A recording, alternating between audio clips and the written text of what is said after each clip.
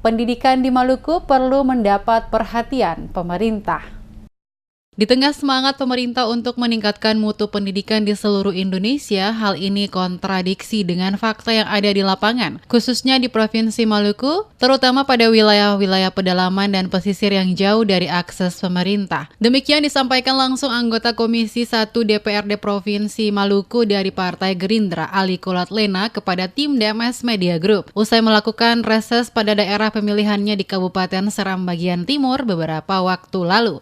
Dijelaskannya sesuai dengan amanat Undang-Undang Nomor 23 Tahun 2014, di mana kewenangan penyelenggaraan pendidikan tingkat menengah atas diserahkan ke provinsi yang mulai diberlakukan sejak tahun 2017 hingga saat ini tahun 2020 tidak terlihat adanya progres yang dilakukan oleh pemerintah provinsi, yakni gubernur selaku penanggung jawab pemerintah dalam membenahi dunia pendidikan di Maluku. Selaku wakil rakyat di DPRD Maluku, dirinya menyesalkan lambatnya pemerintah Provinsi Maluku, dalam hal ini gubernur, untuk memerintahkan Dinas Pendidikan melakukan langkah-langkah konkret dalam membenahi sekolah-sekolah di Maluku, terutama SMK, SMA, dan sederajat. Ia mencontohkan setelah dialihkan hampir 3 tahun, pemerintah provinsi terkesan diam 1000 bahasa. Hal ini dapat terlihat dari masih banyak kepala sekolah SMA dan SMK yang menggunakan SK dari bupati atau wali kota setempat. Untuk itu diharapkan gubernur harus segera mengambil langkah kebijakan untuk melakukan analisis kebutuhan guru pada seluruh sekolah SMA dan terutama pada daerah-daerah terpencil dan perbatasan yang tersebar di berbagai kabupaten kota yang ada di Maluku. Selain analisis kebutuhan guru, pengawasan juga harus segera dilakukan oleh pemerintah provinsi, yakni berkoordinasi dengan pemerintah setempat untuk menempatkan perwakilan pengawas pada setiap kabupaten kota guna memastikan para tenaga pendidik melakukan tugas dan tanggung jawab mereka dengan baik pada sekolah-sekolah tempat mereka mengajar.